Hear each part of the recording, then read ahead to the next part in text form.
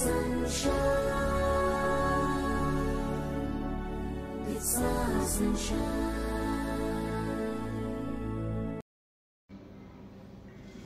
Hello everyone, నమస్కారం అండి. నా పేరు doctor Tatipamula Suresh Kumar. I'm general surgeon, consultant general surgeon in sunshine hospitals, Karimnagar, Kot Chowrasta. ఈరోజు నేను మీ ముందుకు వెరీ కామన్ ప్రాబ్లం, మనమందరము కామన్గా సఫర్ అయ్యే ప్రాబ్లం డిస్కస్ చేయబోతున్నాను. అదేంటంటే అర్షమొలలు, మొలలు లేదా బావాసిరి, వీటి గురించి నేను డిస్కస్ చేయబోతున్నాను. అసలు అర్షమొలలు అంటే ఏంటిది? పైల్స్, కామన్ వాడుకలో మాట్లాడుతూ కూడా పైల్స్ అని కూడా అంటాం. అంటే ఏంటిదంటే మనము మల విసర్జన చేసేటప్పుడు, అంటే మల విసర్జన భాగంలో మనకు చర్మం బయటకు పెరుగుతాయి. అవి చర్మం కావాలి చెప్పుకోవడానికి. అందులో ఏంటంటే రక్తనాళాలు వ్యాకోచించడం వల్ల మనకు వాటిపైన ఉండే చర్మం వల్ల మనకు మనం లాట్రిన్ పోయినప్పుడు కానీ, మన మలద్వారం దగ్గర టచ్ చేసినప్పుడు కానీ మనకు మొలల్లాగా తగులుతాయి. అందుకని వాటిని అర్షమొలలు అంటాం అన్నమాట. అసలు మనం కామన్గా సొసైటీలో తీసుకుంటే, మన ఇండియన్ లైఫ్ స్టైల్లో తీసుకుంటే, ఈరోజు నూతన పోకడలు అంటే ఫైబర్ డైట్, అంటే మనం తీసుకునే ఆహారంలో వెజిటేరియన్ తగ్గడము, నాన్ వెజ్ ఎక్కువ తీసుకోవడము, దానివల్ల మలబద్ధకం రావడము, దీనివల్ల ఏంటంటే మన ఇండియన్ లైఫ్ స్టైల్లో అర్షమొలలు అనేది వెరీ కామన్ ప్రాబ్లం. ఒక విధంగా చూసుకుంటే ప్రతి 100 మందిలో ఒక 70 నుండి 80 మందికి అర్షమొలలు ఉంటాయి. కానీ ఓన్లీ ఒక 1 to 2% మాత్రమే డాక్టర్ దగ్గరికి వెళ్ళడం జరుగుతుంది. వారు మాత్రం ఎందుకు డాక్టర్ దగ్గరికి వెళ్తున్నారంటే వారికి అధిక రక్తస్రావం జరగడము, నొప్పి ఉండడము, లేకపోతే అర్షమొలలలో రక్తం గడ్డగట్టడం జరగడం వల్ల వాళ్ళు నడవలేకపోవడం, కూర్చోలేకపోవడం, ఇటువంటి ఇబ్బందులు జరగడం వల్ల మాత్రమే వాళ్ళు డాక్టర్ దగ్గరికి రావడం జరుగుతుంది. అసలు ఈ విధంగా డాక్టర్ దగ్గరికి వస్తారు. అసలు అర్షమొలలు ఎన్ని రకాలు ఉంటాయి, వాటి లక్షణాలు ఏంటి అని మనం ఆలోచిస్తే అర్షమొలలు అనేది 4 రకాలు ఉంటాయి. Stage 1, stage 2, stage 3, stage 4. Stage 1 ఏంటిది అంటే మనకు మలద్వారం లోపటనే ఉంటాయి. వాటిని ఇంటర్నల్ పైల్స్ అంటాం, ఇంటర్నల్ హెమరాయిడ్స్. మనకు బయటకు ఏర్పడదు. మరి మనకి ఎలా తెలుస్తుంది సార్ అని అంటే, మనము లాట్రిన్ వెళ్ళినప్పుడు, మలానికి బయటకు వెళ్ళినప్పుడు బ్లీడింగ్ అవ్వడం జరుగుతుంది. బ్లీడింగ్ అవ్వడం జరగడం వల్ల మనకు అర్షమొలలు ఉన్నాయని ఒక సస్పిషన్ మాత్రమే. అవి నిజంగా క్లియర్గా తెలియాలంటే డాక్టర్ దగ్గరికి వెళ్తే ప్రాక్టోస్కోపీ ద్వారా పరీక్ష చేసి మాత్రమే డిసైడ్ చేయగలుగుతాం. గ్రేడ్ 2 అర్షమొలలు నెక్స్ట్ అంటే ఏంటంటే, మనం ఎప్పుడైతే మల విసర్జన కూర్చుంటామో మల విసర్జన సమయంలో బయటకు మాంసం లాగా బయటకు వచ్చేస్తాయి. మన మల విసర్జన అయిపోగానే మళ్ళీ లోపలికి వెళ్ళిపోతాయి. వాటిని గ్రేడ్ 2 అంటాం. గ్రేడ్ 3 అనేది ఏంటంటే మనం మల విసర్జన చేసినప్పుడు కానివ్వండి, కామన్గా మనం ఉన్నప్పుడు కానివ్వండి, బయటకు పొడుచుకొని వచ్చి అలానే ఉంటాయి. ఇందులో ఏంటంటే internal plus external haemorrhoids combine ఉంటాయి. గ్రేడ్ 4 అంటే ఏంటంటే కాంప్లికేటెడ్ హెమరాయిడ్స్. ఇది బయటకు వచ్చి ఉండడము, వాటి లోపల రక్తం గడ్డగట్టడం కానివ్వండి. రక్తం గడ్డగట్టినప్పుడు ఏంటంటే మనం థ్రాంబోజ్డ్ హెమరాయిడ్స్ అంటే థ్రాంబోజ్డ్ పైల్స్ అంటాం. మనకు వీటితో పాటు ఏంటంటే అప్పుడప్పుడు పేషెంట్స్ ఎప్పుడైతే అర్షమొలల రక్తం గడ్డగడుతుందో అప్పుడు పేషెంట్ విపరీతమైన పెయిన్ ఉంటుంది, గట్టిగా మలద్వారం దగ్గర కుర్పులాగా ఏర్పడుతుంది. కొందరికి ఏంటంటే ఈ రెగ్యులర్గా అర్షమొలలు ఉండడము, మలము బద్ధకంగా ఉండడం వల్ల ఫిషర్ అని కూడా అంటారు. ఫిషర్ అంటే ఏంది? మలద్వారం వెనుక భాగంలో ఒక పుండులాగా గాయం ఏర్పడుతుంది. దాన్ని యానల్ ఫిషర్ అంటారు. దీనివల్ల పెయిన్ ఉంటుంది. అంటే ఈ పెయిన్ అర్షమొలలు ప్లస్ ఇది ఉండడం రెండూ ఉండడం వల్ల పేషెంట్ విపరీతమైన నొప్పి, నరకం ఉంటుంది. సో ఈ విధంగా ఉండడం వల్ల ఖచ్చితంగా పేషెంట్ డాక్టర్ దగ్గరికి వస్తారు. సో ఇవి అర్షమొలలు స్టేజెస్. అసలు అర్షమొలలు ఎందుకు వస్తాయి కామన్గా తీసుకుంటే అంటే పైల్స్ కానీ, హెమరాయిడ్స్ కానీ, బావాసిరి మన వాడక భాష తీసుకుంటే, కొందరికి ఏంటంటే ఫ్యామిలీ హిస్టరీ, జెనెటికల్గా వాళ్ళకి జెనెటికల్గా ఏంటంటే కొలాజన్ వీక్నెస్ దానివల్ల ఉండడం వల్ల మన శరీరంలో రక్తనాళాలలో వీక్నెస్ ఉండడం వల్ల రక్తనాళాలు ఈజీగా వ్యాకోచించి కిందికి జారడం జరుగుతుంది. జరగడం వల్ల అర్షమొలలు మనం లాట్రిన్ అయినప్పుడు కిందికి జారుతూ అర్షమొలలు తయారవుతాయి. ఇంకా ఎవరికైతే మలబద్ధకం ఉంటుందో, అంటే వాళ్ళు లాట్రిన్ రెగ్యులర్గా పోరు, 2 రోజులకు ఒకసారి 3 రోజులకు ఒకసారి పోయేటప్పుడు ఏంటంటే చాలాసేపు స్ట్రెయిన్ చేస్తారంటే కడుపును ఉబ్బియడం కిందికి. దానివల్ల ఆ ప్రెషర్ వల్ల ఏంటంటే మన మలద్వారంలో ఉన్న రక్తనాళాలు కిందికి జారడము అర్షమూలలు రావడం జరుగుతుంది. ఇంకా కొందరికి ఏమవుతుంది, ఎక్కువసేపు కూర్చొని ఉంటారు, ఎస్పెషల్లీ సాఫ్ట్వేర్ ఇంజనీర్స్, ఆఫీసులలో కూర్చునే వాళ్ళు ఎక్కువసేపు కూర్చొని ఉండడం వల్ల కూడా స్లోగా మలద్వారం దగ్గర ఉన్న రక్తనాళాలు కిందికి జారడం జరుగుతుంది. ఇంకొక పాయింట్ తీసుకుంటే ఏంటంటే ప్రెగ్నెన్సీ టైంలో ఏమవుతుందంటే పిండం అనేది లోపల ఉన్న రక్తనాళాల మీద ప్రెషర్ చేస్తుంది. చేయడం వల్ల కూడా వాళ్ళకు కడుపులో ప్రెషర్ పెరగడం వల్ల కూడా కిందికి రక్తనాళాలు వ్యాప్తి వచ్చేస్తాయి. ప్రెగ్నెన్సీలో కూడా వెరీ కామన్ ప్రాబ్లం. ఈ విధంగా మనము ఇవన్నీ కాకుండా కూడా ఎవరైతే ఆల్కహాల్ ఎక్కువ తీసుకోవడము, రెగ్యులర్ డైట్ తీసుకోకపోవడము, నెక్స్ట్ డే వాళ్ళు లాట్రిన్ పోయేటప్పుడు స్ట్రెయినింగ్ అవ్వడము, 3-4 సార్లు పోవడము, ఇట్లా రకరకాల ఇవి కామన్ ప్రాబ్లమ్స్. ఎవరైతే ఇళ్ళల్లో ఎక్కువ నాన్ వెజ్ తింటారు, వెజిటబుల్ డైట్ తక్కువ తింటారో వాళ్ళకు అవుతుంది. ఇంకా కొందరు ఏంటంటే లాట్రిన్కి వెళ్ళినప్పుడు ఎక్కువసేపు కూర్చొని కొందరు మొబైల్ ఫోన్స్ చూడడము, పత్రికలు చదవడము, ఎక్కువసేపు స్ట్రెయిన్ చేయడం అంటే కిందికి ప్రెషర్ పెట్టడం, దానివల్ల కూడా అర్షమూలలు అవుతాయి. ఈ విధంగా మనకు అర్షమూలలు వస్తాయి. మనకు అర్షమూలలు ఎలా వస్తాయో తెలుసుకున్నాం, వాటి లక్షణాలు తెలుసుకున్నాం, ఎలా ఉంటాయో తెలుసుకున్నాం. ఇప్పుడు అర్షమూలలు రాకుండా చేయాలంటే ఏముంది, సింపుల్.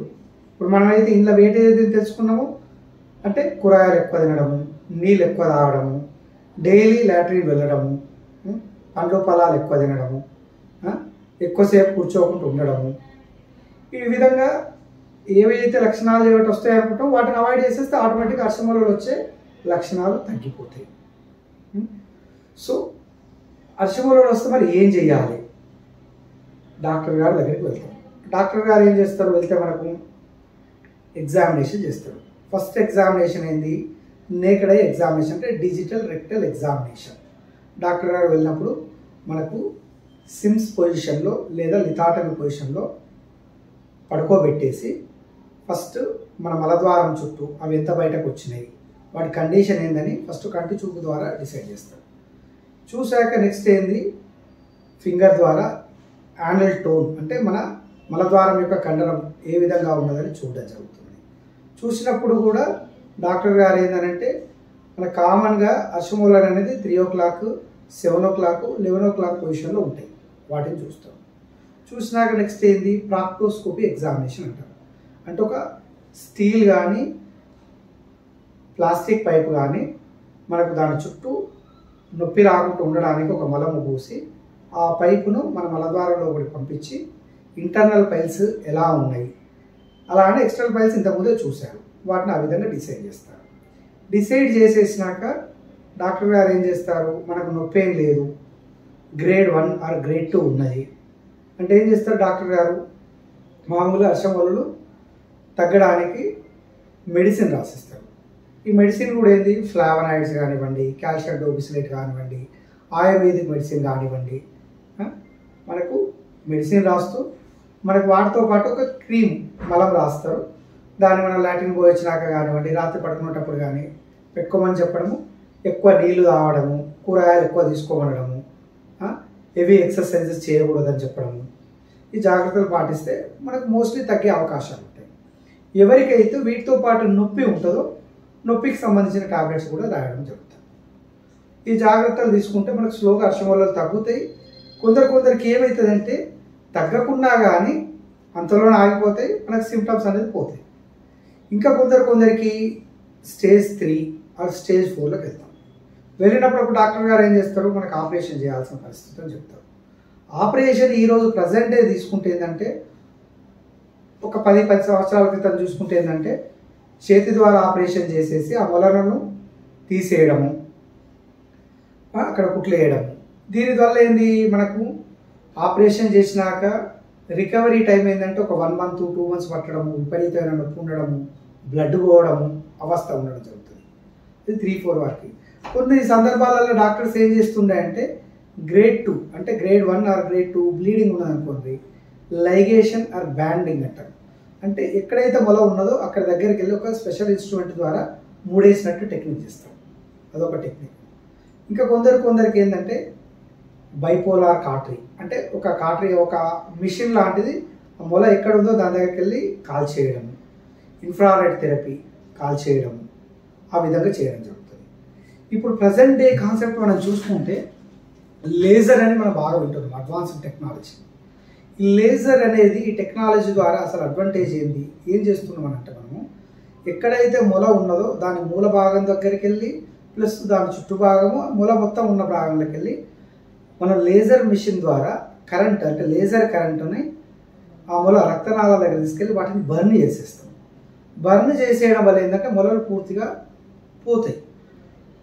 పోవడం వల్ల ఏంది, పేషెంట్ను వితిన్ 12 అవర్స్లో అడ్మిషన్ చేసుకోవడము, లేజర్ ద్వారా వాటిని కాల్ చేయడము, ఇంటికి పంపించేయడం జరుగుతుంది. పేషెంట్ వితిన్ 5 డేస్లో రికవర్ అవుతాడు, డ్యూటీకి వెళ్ళొచ్చు, నొప్పి తక్కువ ఉంటుంది, కంఫర్ట్ జోన్ ఎక్కువ ఉంటుంది. లేజర్ ద్వారా అడ్వాంటేజ్ ఏంటంటే మనకు మలద్వారం దగ్గర ఉన్న కండరం కూడా డ్యామేజ్ కాకుండా ఉంటుంది. సో పేషెంట్కు ఆపరేషన్ అయిన తర్వాత ఇది మలద్వారం ఆగకుండా పోతుందా అని భయం ఉంటుంది. ఇందులో అటువంటి రిస్క్ లేదు. సో లేజర్ అడ్వాంటేజ్ అట్లా అనమాట. టిష్యూ డ్యామేజ్ అంటే అక్కడ ఉన్న మనకు మాంసం కానీ ఏదైనా డ్యామేజ్ ఎక్కువ ఉండదు, తొందరగా రికవర్ అవుతాడు, తొందరగా పనులకు వెళ్ళచ్చు. మరి పోనీ లేజర్ అన్నిటికీ పనికి వస్తుందా అని అంటే కొన్ని కేసులలో గ్రేడ్ 3 అంటే స్టేజ్ 3, స్టేజ్ 4లలో లేజర్ పనికి రావు. అప్పుడు అలాంటి స్టేజ్లో ఏం చేయాల్సి వస్తుంది, మనకు కొత్త ఒక టెక్నాలజీ వచ్చింది, MIPH. MIPH అని అంటే minimally invasive procedure for haemorrhoids, అంటే స్టేప్లర్. స్టేప్లర్ అనేది ఏంటంటే మనకు ఒక గన్నులా ఉంటుంది. ఈ గన్నులా ఉన్నదాన్ని ఏంటంటే మనకు మత్తిచ్చిన తర్వాత ఆపరేషన్ థియేటర్లో దీన్ని మలద్వారం లోపలికి పెట్టేసి మనం చుట్టూ అర్శమూలలు ఎక్కడెక్కడ ఉన్నాయో వాటిని ఇన్సర్టిల్ చేసేసి స్టేప్లర్లోకి అవి వెళ్ళిపోయి స్టేప్లర్ మిషన్ అదిచ్చదే ఆ అర్శమూలల మొత్తాన్ని కట్ చేసేసుకుంటాయి, ప్లస్ కుట్లు కూడా వేసేసుకుంటాయి. దీనివల్ల కూడా పేషెంట్కి ఏంటంటే వితిన్ 12 అవర్స్లో ఆపరేషన్ అవుతుంది, డిశ్చార్జ్ అవుతాడు, తొందరగా ఇంటికి వెళ్ళిపోతాడు. విన్నారా? సో ఇది స్టేప్లర్ అనే ప్రొసీజర్. కానీ ఈ టెక్నాలజీ పొజిషన్స్ అందరికీ అన్నీ ఒక విధంగా వర్తిస్తాయా అని అంటే కాదు. పేషెంట్ కండిషన్, ఇప్పుడు కొందరికి రక్తనాళాలు గడ్డగడతాయి, ఇప్పుడు నేను ఇంతకుముందు చెప్పినట్టు అర్శమూలలు, వాటికి సందర్భంలో ఏమవుతుంది, అవసరమైతే గడ్డగట్టిన చోట్ల మనం చిన్నగా కట్ చేసి రక్తం గడ్డగట్టి తీసేసి ఆ మూలను కూడా తీసేయాల్సి వస్తుంది. ఇంకా లేటెస్ట్ టెక్నాలజీ ఏంటంటే రెక్టో యానల్ రిపేర్ అనే టెక్నిక్ వచ్చింది. కొందరికి ఏమవుతుంది, ఈ అర్శమూలల వల్ల మన మలద్వారం దగ్గర మొలలతో పాటు పైనుండే పాయు యొక్క కండరం కూడా కిందికి జారుతుంది. ఈ రెక్టో యానల్ రిపేర్ వల్ల మనం ఏం చేస్తామనంటే అర్శమూలలకు ట్రీట్మెంట్ జరుగుతుంది, ఈ పాయు ఏదైతే కిందికి జారుతుందో దాన్ని కూడా మనం పైకి పంపించడం జరుగుతుంది. దానివల్ల పేషెంట్కి ఏంది, అర్శమూలల ప్రాబ్లం సాల్వ్ అవుతుంది, పాయు కరెక్ట్గా సెట్ అవుతుంది, మలబద్ధకం ఉన్నా కానీ ఆ ప్రాబ్లం కూడా సెట్ అవుతుంది. సో ఇదొక ప్రొసీజర్. ఇంకొకటి ఏంది, చివాటేస్ టెక్నిక్ అని అదొక ప్రొసీజర్ ఉంది. దీంట్లో కూడా ఏంటంటే పేషెంట్కు ఎటువంటి కోత లేకుండా మలద్వారం లోపల బాగానే మనం కుట్లు వేస్తూ మొలలను పూర్తిగా తీసేస్తూ మలద్వారం యొక్క లోపల భాగాలకు వెళ్ళి మన పాయువును రిపేర్ చేస్తాము, మలబద్ధకాన్ని కూడా మనం అడ్రస్ చేయడం జరుగుతుంది. ఈ విధంగా చూసుకుంటే మనకు అర్శమూలలకు ఒక 15 నుండి 20 సంవత్సరాల నుండి ముందు చూసుకుంటే ఈరోజు లేటెస్ట్ టెక్నాలజీ రావడం వల్ల పేషెంట్ తొందరగా కోలుకోవడం జరుగుతుంది, తొందరగా డ్యూటీకి వెళ్ళడం జరుగుతుంది. మలద్వారం దగ్గర యొక్క కండరము డ్యామేజ్ కాకుండా, అంటే వాళ్ళకు ఆపరేషన్ అయిన తర్వాత ఏర్పడకుండా గ్యాస్ పోవడమా, ఏర్పడకుండా మలం పోతా ఉన్న భయం లేకుండా తొందరగా రికవర్ అవుతున్నాం. సో నేను మీకు చెప్పదలుచుకునేది ఏంటంటే అర్శమూలలు ఏమైనా ఉన్నా కానీ మీరు ఇమీడియట్గా డాక్టర్ గారిని సంప్రదించండి. మొలలు నేను చెప్పినట్టు మన సొసైటీలో 70 to 80% పీపుల్ సఫర్ అవుతున్నారు, కానీ చెప్పుకోవడం లేదు. మీరు ఇమీడియట్గా ట్రీట్మెంట్ తీసుకుంటే మీకు ఆపరేషన్ అవసరం లేకుండానే వెళ్ళిపోతుంది.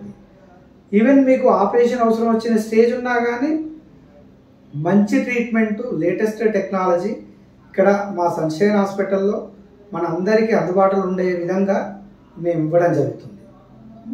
నెక్స్ట్ టైం మీకు ఇదే మన ప్రాక్టాలజీకి సంబంధించి యానల్ ఫిషర్, యానల్ ఫిస్టులా, ఇతరత్ర టాపిక్లతోటి ముందుకు రాగలను. ధన్యవాదాలు. Thank you.